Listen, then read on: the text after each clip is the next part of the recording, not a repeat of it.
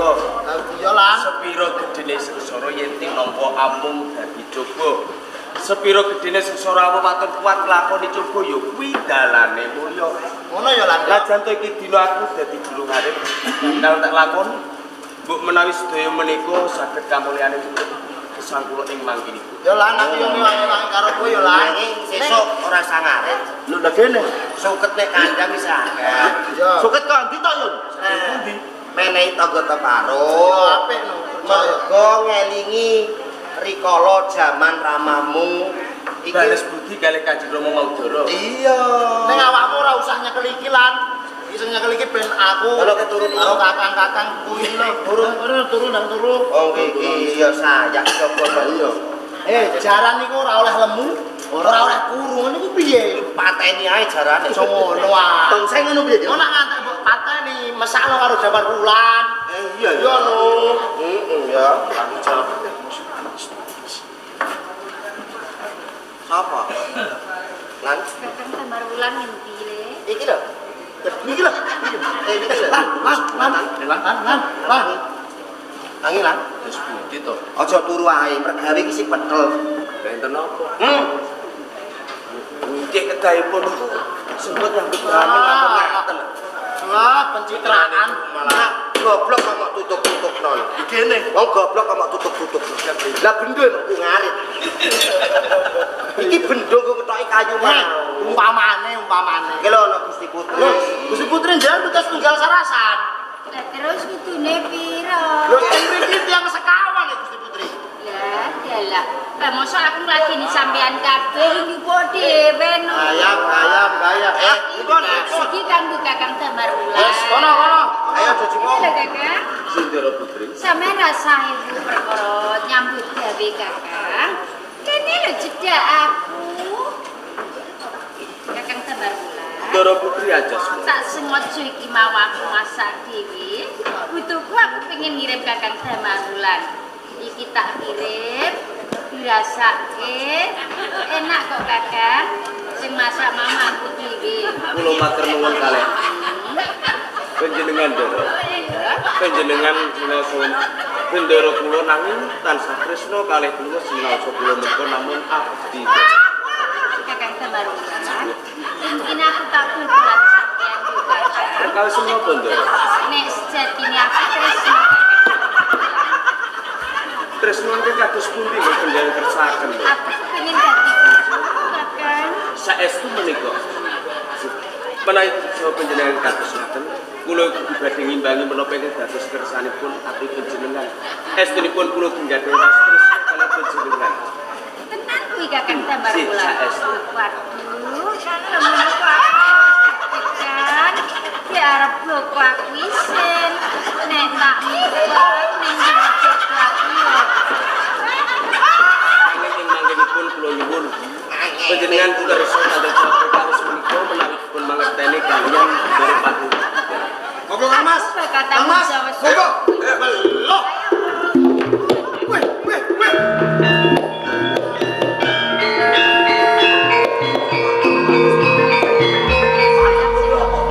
Apa? Kenapa di Mas? Sampeyan apa panjenengan Kang, Mbok?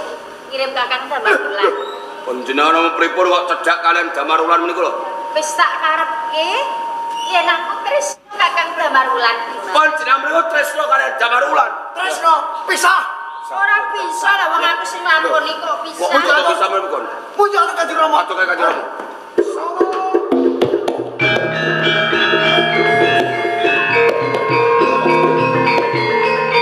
Kanggo Anjasmara.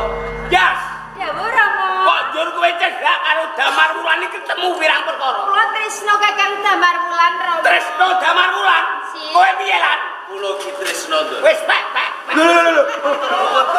Mo, panjenengan niku pripun? Bocah padha gedene piye meneh? Padha gedene nggih padha gedene, nanging menika benten Kang Mbok Anjasmara menika putranipun sinten? Nah, Damar Wulan menika sinten? Pekatik kok caket kalian bendaranipun boten pantes. Boten tibang. Nggih. Pisah. Syukur. Yes. Dawuh Rama. Yen kowe tresna karo Damar Wulan takon dadi bojone. Nggih. Ora ngundang asmane Rama ning arep ngucem kayak manira. Oh, panjenengan. Kowe iki putrane Patih. Damar wani Pat pekasih dibal saka liku. Dibal krungu kowe. Pisah. Mboten sakit Rama. Pisah lan. Tentu. Nantang perkara. Nek kowe ora gelem pisah, kowe tak pidana lan.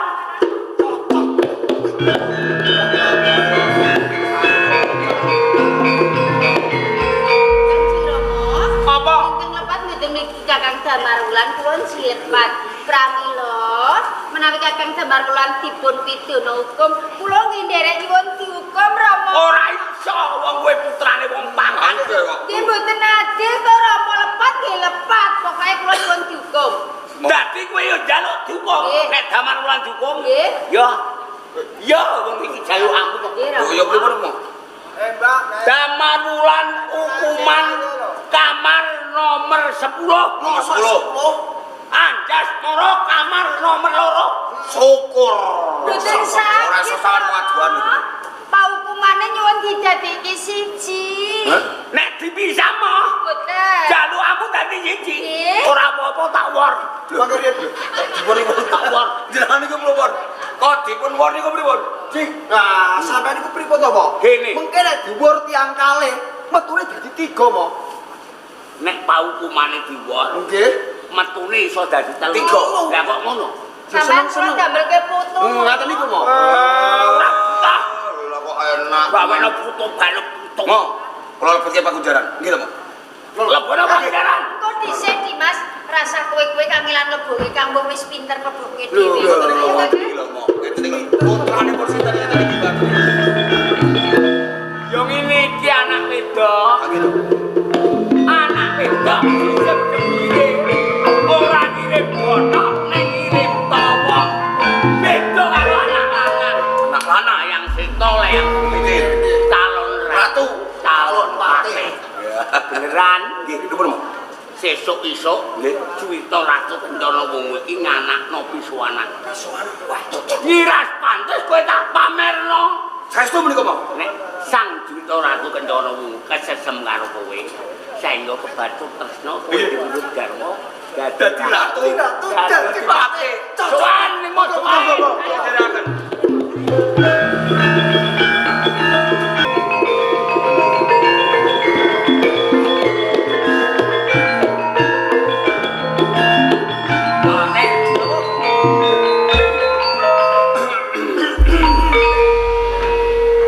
Paman minak koncar. Wonten dawuh tinimbalan Sang Juwita Ratu. Saha panjenengan wapateh lo gender. Dawuh Sak sampunipun ingsun minggah wonten ing sanggar pamujan. Ingsun pikantuk wangsitipun Jawata. Menawi ta ingkang saged mbelat mamalaning Raja Majapahit kaneman ingkang nami Damar Sasongko. Menapa panjenengan wanoh kalian kaneman menika Wapati? Kaneman ingkang nami Damar Sasongko. Ngaten inggih Wapati. Boten trima wanuh lan kenal. Ben dinten kempal kula. Lajeng pundi kaneman menika Wapati lo gender? Neneman ingkang nami Damar Sasongko. Nggih. Damaripun Nggih. menika sasangkanipun dados Damar Sasongko. Damar Sasongko. anak kula kalih. Anak kula kalih menika Sang Juwita Ratu. Sang Juwita Ratu Paman menak koncar. kepareng nyuwun medal sawetawis kula badhe nyambut dhateng aturipun Kakang Legender. Kakang Legender, Apa cak? tiyang sak jagat Majapahit menika sampun sami mangertos menawi putra panjenengan menika naminipun Layang Seta lan Layang Kumitir. Mongko ingkang dipun kersakaken Sang Juwita Ratu menika kaneman ingkang nami Damar Sasongko. Dadi Layang Seta lan Kumitir. Mila menawi panjenengan ngertos, monggo enggal dipun suwanaken wonten ing pendhapi Kraton Majapahit. Ter Dawuh Baru utawi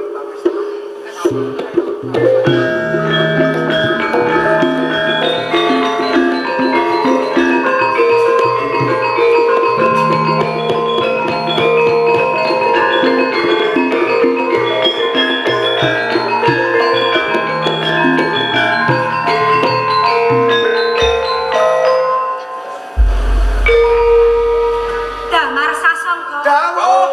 Wis. Sing ditimbali dudu kowe. Sinten?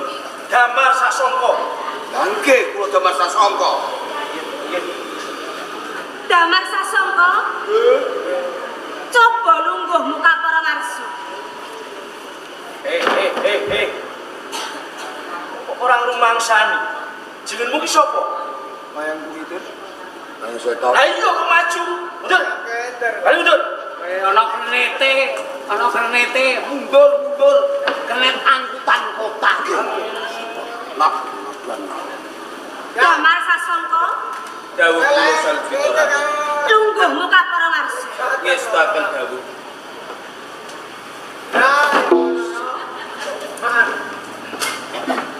Terusane kulino bojo kuyang. Damar Sasongko. Injih dawuh. Coba temen.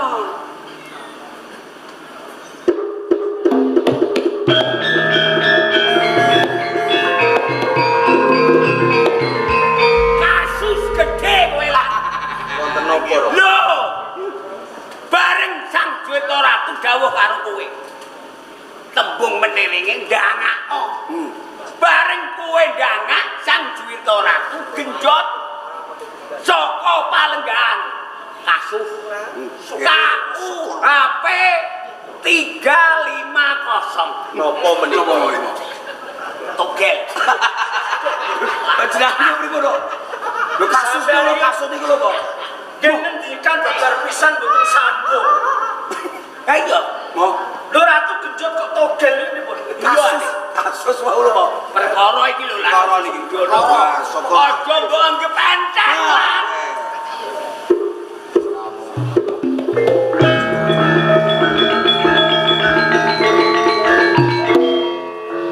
Damar Sasongko. Injih dawuh kula Salvitora. Tanpa nawara saka panjenengan iku.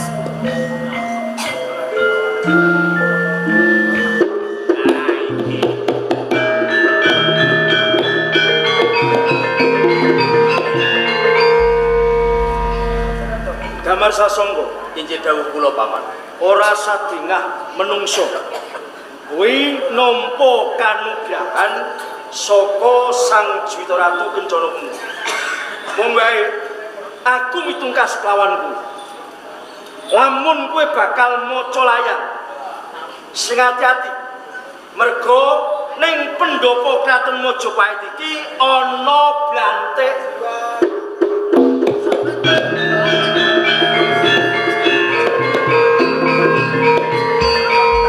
Yo aku krasa. Kontan ideng aku dianggep aku blantik wedhus mbok bilang iki. Lan injih dawuh kula Ron. Lanyange waca, yo yen ora hukumamu iki pirang taun, pirang taun. Waca. Apa? Rene wonten pendhapi Praja Majapahit menika wonten panjenengan tartamtu. Ingkang maos ijuaning nawala kedah panjenengan ro. Kowe pasrah karo aku. Cik kula pasrah kali panjenengan.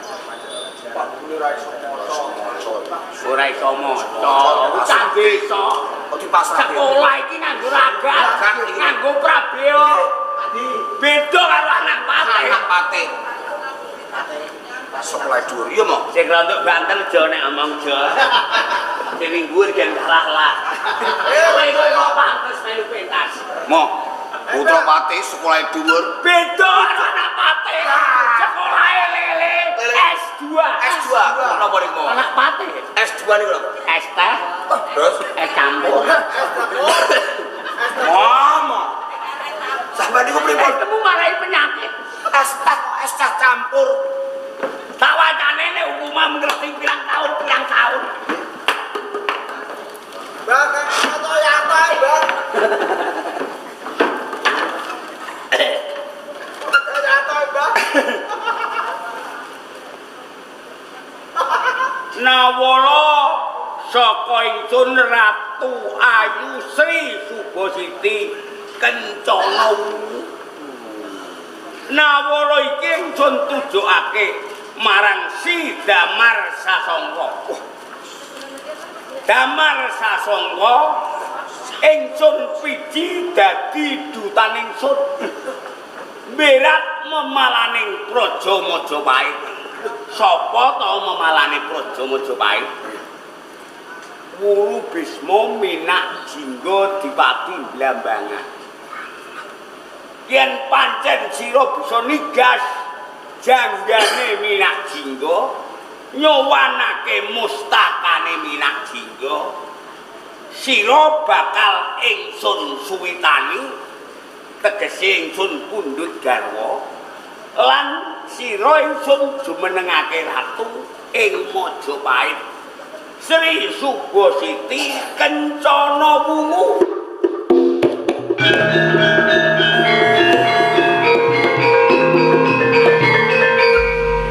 Gas Injih Kanjeng Rama. berat memalane Praja Majapahit Wuru Bisma Minak Jingga Dipati Blambangan.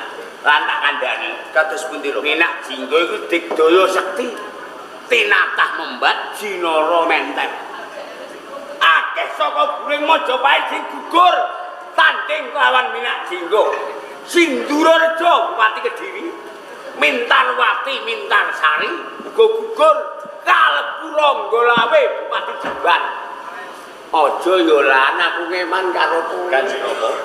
Menawi saking dawuhipun Kanjeng Ratu Kencana Wungu, kula kedah dados senopati saking Praja Majapahit. Berat reretuning praja. Kula badhe sagah anglampahi bebasan putung kabalangake ajur kasawarake. Abdi bakal saguh anglampahi Kanjeng Rama. Dadi kaya ngono kuwi sumpah. Injih to. Yen pancen kaya ngono aku mau ngelingno lho, nek gelem nek ora ya ora apa-apa. Matur nuwun. Iya, iya. Para pengunjung pamit.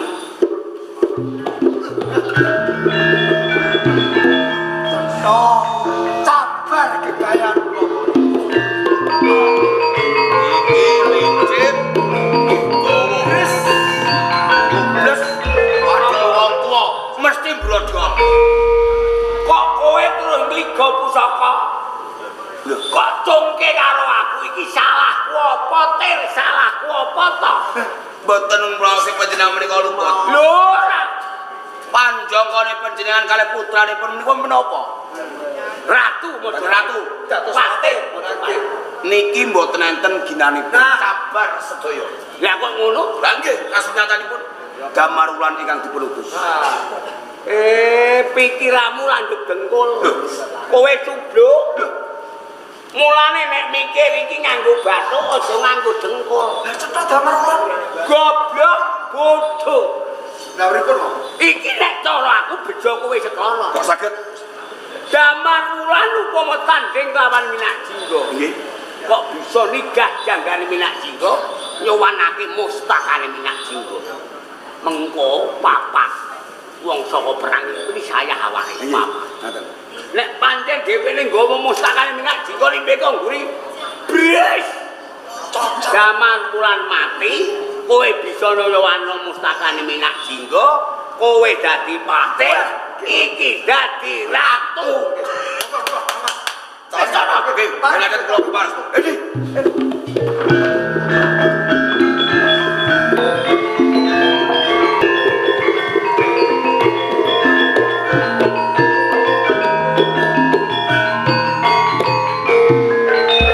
Diajeng waita, kula kanggo diajeng kuyengan, kang mbok waita saben dina rasane atine mung tansah karonta-ronta diajeng. Sakwise aku lan sliramu diselong lawan Wuru Bisma Minak Jingga dipapanake ana ing Taman Pralingga kene sing tak rasake saben dina tansah kasiksa batin diajeng. Lho, kula menika nggih kados mekaten kok, Kanggo. Sing mbok rasake kaya tining Kang Bo diajeng kuyengan. Kula menika nggih boten prasat ten mriki lho, Kanggo. Mula kowe kang dadi pasaksen diajeng ning papan kiri kang mbok waita bakal nganakake kiri sayembara marang sapa wae sing bisa ngluwari aku lan sliramu saka Taman Pralingga kene yen wadon bakal tak aku dulur Sinarawati yen kakung bakal tak suwitani Diajeng. Aku kang nunggu sayembara.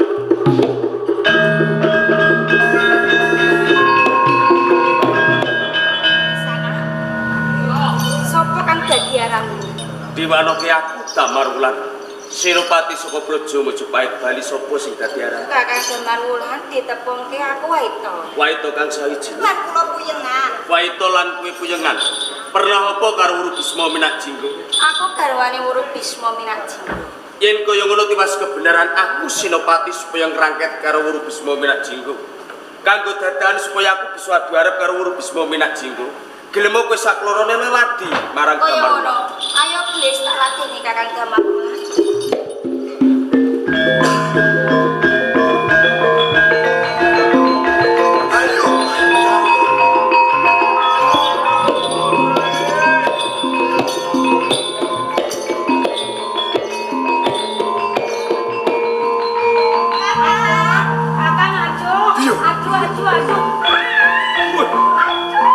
Jerone tangan para lingga ana suwijining durjana kang dusta marang kawanitane Garwakoyo Leres urae sugih kendel gondowani larang kawan kuwi sendika dawuh. Ene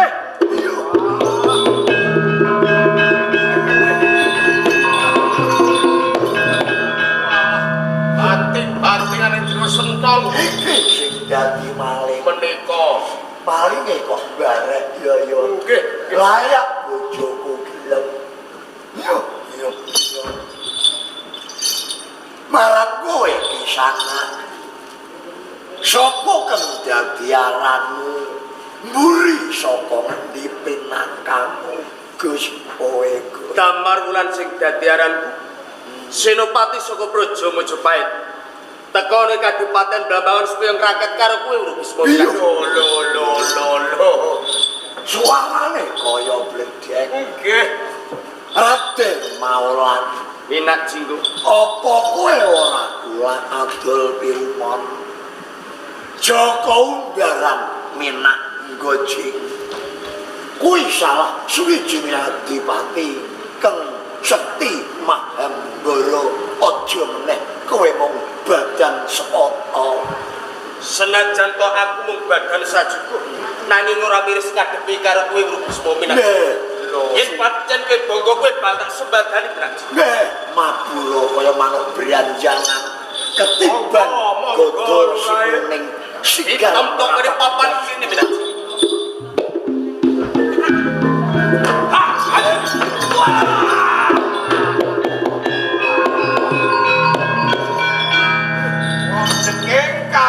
potonganmu kaya ngono sumbale kaya iso pecah sikit yo dawuh bangkene Raden Maulan jagane Joko iya sesuk-esuk wanci jam 09.00 tenjlek bakal tak tigas janggane tanggo pengewan-ewan ing alun-alun Blimbangan Enten kancane napa boten? kowe dhewean Kula kon nunggone dhewe niki. ayo Nggih, nggih.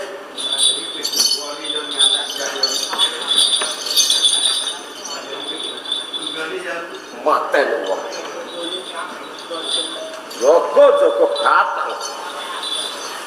Joko sajen betah. Wah, ngapesan kuwi. Yen mula aku nek ana wong mati wediku ora umum. Bapak mati tak tinggal delok bal-balan malah. Alah, pecat yo wis.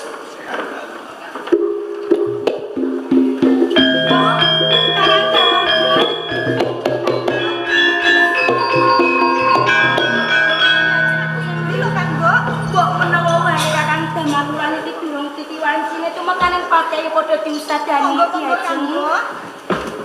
Ayo padha diliri-liri Diajeng.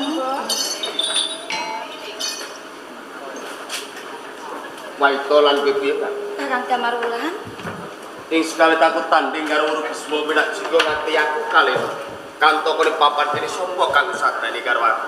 Aku Kakang. Kowe Sakloro, Cek bener. yen kaya ngono aku nilake matur nuwun karo kowe Sakloro. Menawa ora ana paitulan kuyengan mesti wae aku wis tak arep pamit. Nanging paitulan kuyengan dadi dipun sajroning ati. Iya Kakang. Atase Wuru Bisma pasuryane kang ala kaya ngono. Satenane duweni kaluwihan apa? Kakang Damarwulan. Godho wesi kuning lan pedang Antasukayana piyandelik Wuru Bisma Minak Jingga. Yen pancen kowe Sakloro tresna karo Damarwulan cidranen Kaya ngono. pusakane Wuru Bisma. Bakal tak citra luwih dhisik Kakang.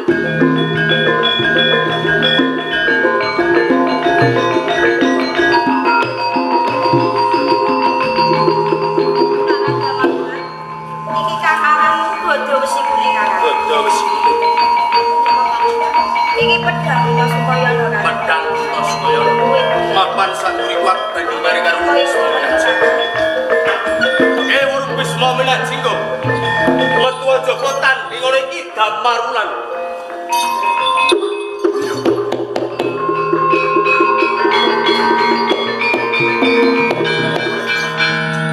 Minak Jingga. Jebul nyawamu kok serep le kowe. Pati uriping manungsa dudu garapanmu nanging kabeh wadine Gusti. Menawa Damarwulan isih urip, mbok menawa wae ing mengkone bakal nyangking karo ndasmu. Biung. Tembungmu ngabangake talinan. Lamun kowe sing bakal wani kelawan aku. Jur piandelmu apa? Coba sawangan iki Minak Jingga. Duh.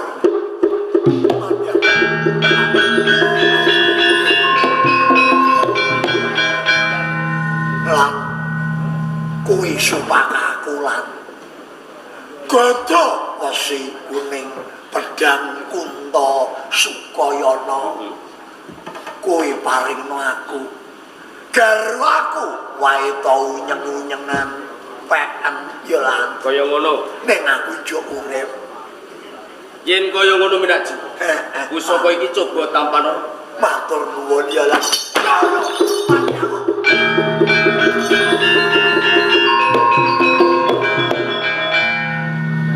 Waitolan kowe puyengan. Kakang Damarwulan. Pustakane Wuru Bisma Minak Jingga bakal tak tidas tak suwanake no Praja Majapahit. Monggo Kakang.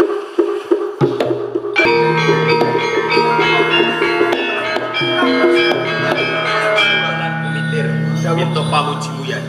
Anggonku tanding karo Wuru Bisma Minak Jingga entuk kamenangan malah kaporo. Iki mustakane Wuru Bisma Minak Jingga bakal tak suwanake no Majapahit. Iki mustakane Wuru Bisma Minak Jingga. Mas Damarwulan. Anggone sampean iki tetandingan karo Wuru Bisma Minak Jingga. Mestine sak randune badan saya lumrah. Pancen bener ya. Pustakane Minak Jingga kula bayar. Oh, kaya ngono. Betul. Aku matur nuwun yen to sliramu. Mati aja.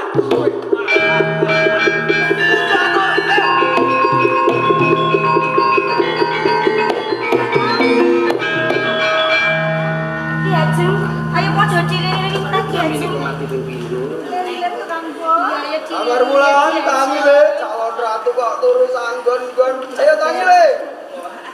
Meneh-meneh kowe waitolan kowe kuyengan. Kakang Damarwulan. Aku njaluk sabiyantumu. Gelem kowe saklorone dadi seksi munggah oleh pendopo Praja Majapahit.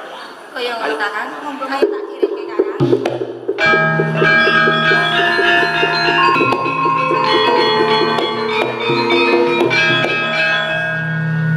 Wopate lho Gede. Dawuh. Kados pundi kabar wusanipun anggenipun Damar Sasongko beat kemalaning Praja Majapahit. Awit inggih memanung isak bidalipun Damarwulan menika boten kula nanging anak kula Layang Seta lan Layang Kumitir. Monggo kula ageni dangu Layang Seta lan Kumitir. Layang Seta lan Layang Kumitir. Nggih kula sang Seta. Coba siramu matura Layang Seta Kumitir. Ngaturi kabar layu. Wedal sak menika Kang Mas Damarwulan gugur wonten satemengipun Ngaranggono. Damarwulan mati.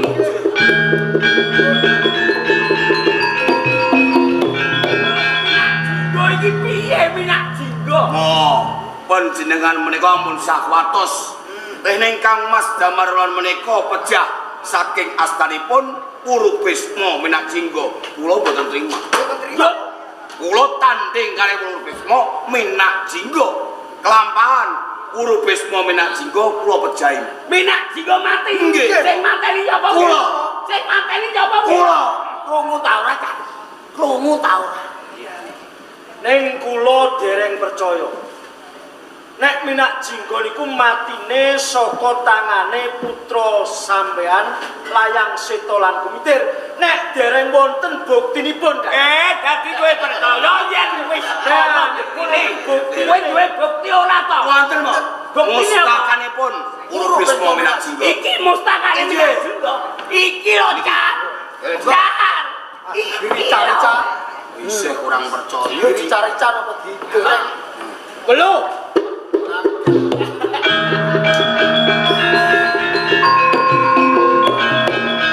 Sing mateni Minak Jinggo sapa nggih? Kula, Mas. Sapa nggih? Kula. Krungu ta ora, Can? Can. Krungu ta ora? Ireng. Krungu ta ora? Ireng. Iki kok jegidet Mantel wong. Nek ana kancane entuk rezeki kok panas ati. Paman menak koncan. Sang Jita Ratu. Menawi ngaten Jawata menika cidron si paman. Saged kemawon. Jalaran kasunyatan ingkang saged mejahi Purubisma Minak Jinggo menika Layang Seta lan Kumitir kanthi bukti mustakanipun Purubisma Minak Jinggo. Ewon dene panguwas wonten nesa panjenengan dalem monggo kawicaksanan panjenengan Sang Jita Ratu. Layang Seta lan Layang Kumitir. Iki kula Sang Jita Ratu. Panjenenganing ora bakal ngoncati weca blenjani janji. Mergo kang sira kang bisa mbayar pemaning Praja Majapahit. Saiki tak jumenengke ratu lan tak suwitani. Dadi ratu. Munggah. Munggah.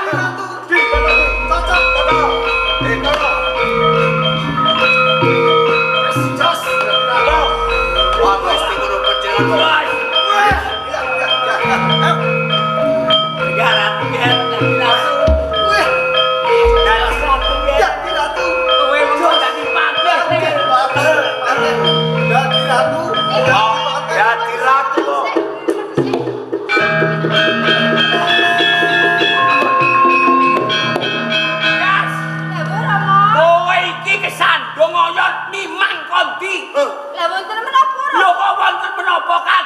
Layang Seta iki lenggah minangka ratu Majapahit. Lho, lah kok badhe lenggah jumeneng ratu wonten Majapahit? Anggadhahi labu-labut menapa? Mulane aja lek turu ae, gen krungu, ben krungu.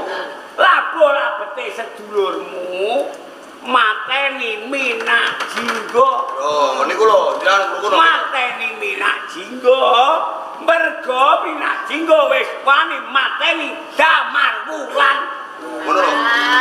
Terus mau. Layang Seta Layang Kumitir niku brol kok iso brol Pak brol niku. Nggih saestu ngapusi inggih saged mejahi Purubisma Minak Jinggo Kakang Damarwulan. Ah, stres. Pajar kenteran stres. Damarwulan iki mate ya kok yo. Boten. Lho kowe kok matur lan boten iki. Nggih Rama, kepareng Sang Jita Ratu Damarwulan kula suwanaken wonten nesa penjiringan Kaya ngono Kang Mbok.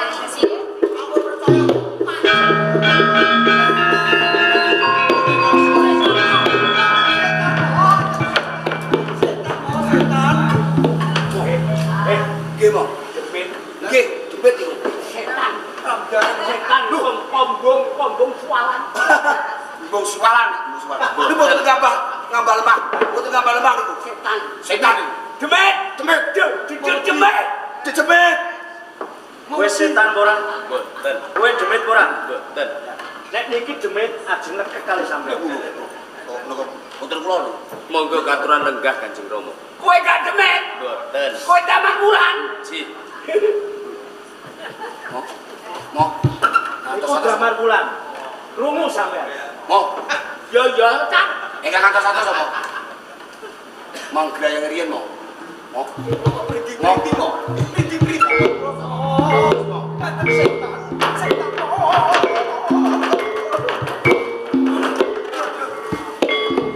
Setan mo. Priti. Lungguh ta. Lungguh teh. Setan mo tenang ngoten lho. Mau cakap Ora. Paman aku jar. Sang Jwita Ratu. Rumah ciblek penggalih sun. Pramila perkawis menika monggo panjenengan ingkang ngadili paman. Oh, kula kapiji ingkang supados ngadili perkawisipun Damar Wulan Layang Seta lan Kumitir. Menika leres paman. Kakang Bunder, Apa Cak? ampun meri lho nggih. Ora. Kula niki dadi adyaksa utawa jeksa negara keng supaya nelesih perkara Damar Wulan lan Layang Seta. Pokoke momo. Neng aja gegeden lumangsa lho Cak. Peh kowe dadi adilaksa kasarane jeksa negara. Dadi jeksa negara iki sing adil. Adil. Sing salah ya salah. Sing bener ya bener. Nggih. Kula sumpah kula badhe ngadili perkara saadil-adile Kakang. Lah, kok ora adil? Musa lu genden. Oh, ngaten. Jeksa negara amiwiti nelesih perkara. Nggih. Tak wiwiti saka Layang Seta lan Kumitir. Nggih. Nalika kowe ketemu kelawan Puru Bisma Menak Jingga ngono ngendi? Alas. Nek alas ya alas, nek alun-alun ya alun-alun. Akhirnya saya sudah. Sang Adiaksa, kula menika pinanggih kalian Puru Bisma Menak Jingga niki wonten alas. Kula bujuk mapak wonten ning alun-alun. Nggih, pinanggih. wedi karo kowe. Nggih lho, Mo. Ning alas. Nggih, Mo. Wedi karo kowe. Wedi mlayu. Teko alun-alun. Alun-alun pinanggih kalian Kumitir. Iya, ketemu akal. Ya. Bupati kok manggone ning alasan. Nggih. Bisa kaya mawon lho to. Sak banjure nggonmu mateni kelawan Puru Bisma Menak Jingga kuwi nganggo piandelopo. Benduk. Nek tumbak ya tumbak, nek bendo ya bendo. Lho kowe iki wong arep negara peringat. Kok bendo? Terus sak tandak-tandak itu mau, wonten alas kok mau. Banyak bendu ada tombak buatan ngomong. Tumbak ora tedak, pelat kok gurune. Kalih bendu. Wonten alas kok mau. Nggih, saged mawon. Saged tandak rambut. Banjur pasuryane Puru Bisma Menak Jingga. Iki bagus apa lo? Bagus, kakak ditenso. Bagus. Lho, jenengan mboten ngertos. Panjenengan menika mboten ngertos. Ingkang ngertos niku lho. Bagus. Puru Bisma Menak Jingga menika bagus. Operasi. Iki lho panjenengan mboten ngertos. Ingkang ngertos niki kula kok. Ingkang tandhi karo Bimra niki kula kok. Mboten panjenengan Ketok, teo. Wis. Lungguh. gagak ditenso. Cakrak. Oh nek niku. Yen kowe bisa mateni kelawan Puru Bisma Menak Jingga, buktine mustanganipun Puru Bisma Menak Jingga. Mustangan. Wis meneng. Damar Wulan, Dawuh kula sangat tiang. nalika kowe ketemu kelawan Puru Bisma Menak Jingga ngono ngendi? Wonten Taman Puralingga sangat tiang. Taman Puralingga. Iji. Anggonmu mateni kelawan Puru Bisma Menak Jingga nganggo piandel apa? Pedang Kunto Sukayana lan Gada Wesi Kuning. Pedang Kunto Sukayana lan Gada Wesi Kuning. Dur pasuryane Puru Bisma Menak Jingga iki bagus apa lo? Allah sangat Jenenge bupati kok Allah ya bapak gagak. Yen kowe Damar Wulan bisa mateni kelawan Puru Bisma Menak Jingga, buktimu apa? Kula mboten gadah bukti nanging kula gadhahi seksi. Kowe ora duweni bukti, ning kowe duwe seksi. Sapa seksimu? Kula Menika Kanjeng. Sapa pendok? Sik. Iki pekane sapa? pajan apa? Pekan ndi kowe iki pajan ucul. Janji Kanggo. Sampeyan iki kok Sampai kalau lalu kok menawi mau. sapa jenengmu sapa, Nduk? Kula Waito Kanjeng. Waito. Lan kula puyengan. Pernah apa kelawan Minak Jinggo? Kula garwanipun Wuru Bisma Minak Jinggo. Perkara iki durung bisa diunggahake ana ing Pradata. Jalaran yen ditimbang padha abote merga layang seta lan kumitir iki duweni bukti nanging Damar Wulan ora duwe bukti duwe saksi. Mula Kakang Wuru Bisma Minak Jinggo kae wong kang jaduk wong kang sukti. Biasan jinangkung nang dewa. Lah aku percaya wong sing bisa mateni kawan Wuru Bisma Minak Jinggo iki kasektene ngluwihi kelawan Minak Jinggo. Mula Adyaksa nemtokake rampunge perkara iki antarane Damar Wulan layang seta lan kumitir kudu ditu. Stop. Janjine ora dudunan. Janjine ora dudunan. Nanging iki kanggo rampunging perkara kanggo nemtokake sapa sing bisa mateni Wuru Bisma Minak Jinggo, Kakang. Dadi iki wis dadi keputusanmu. Aku yo njaluki nek keputusanmu ngono. Ngono apa? Damar Wulan tanding karo layang seta. Iki kudu diroyok.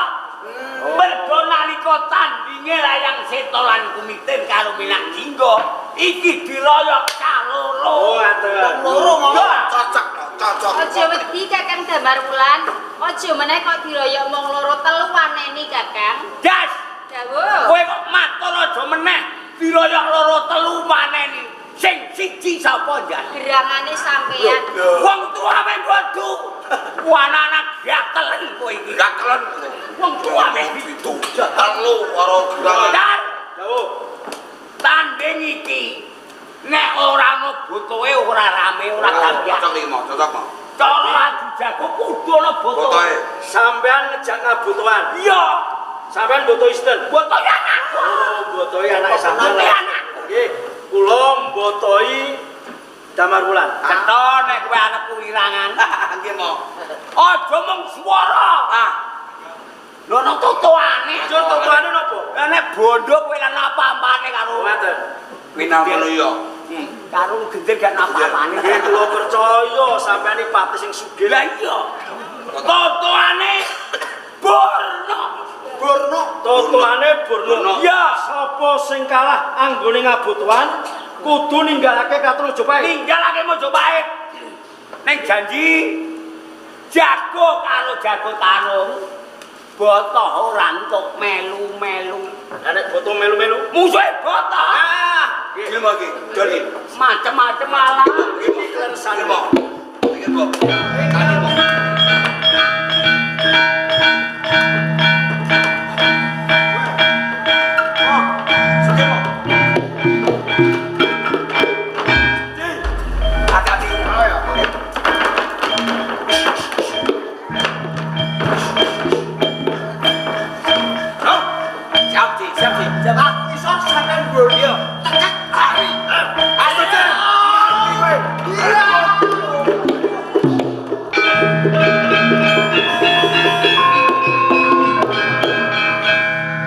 Napa sampean?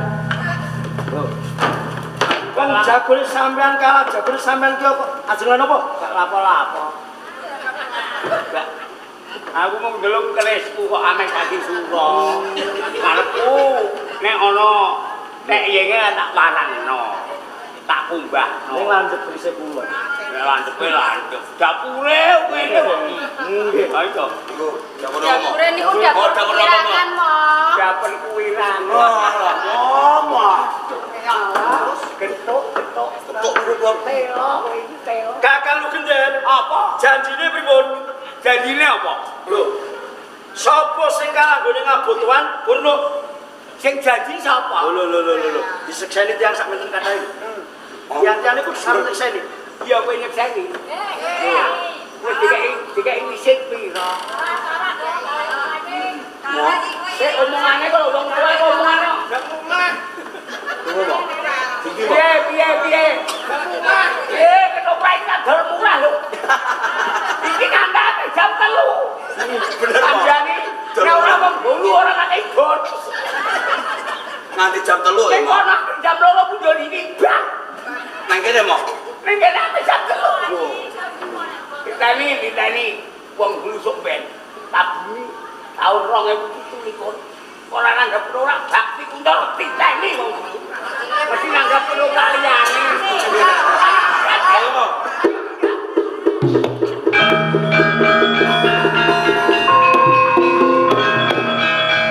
Sang Jutaratu panguwaos kula wangsulaken dhateng Gentri Andal. Damar Mulan, Injih dawuh kula Sang Jutaratu. kang sira kang bisa mbawat kemelaning Praja Majapahit. Mula saka kuwi, kang sira tak suwitani lan tak jumenenge ratu ana ing Majapahit. Ngestaken dawuh Sang Jutaratu.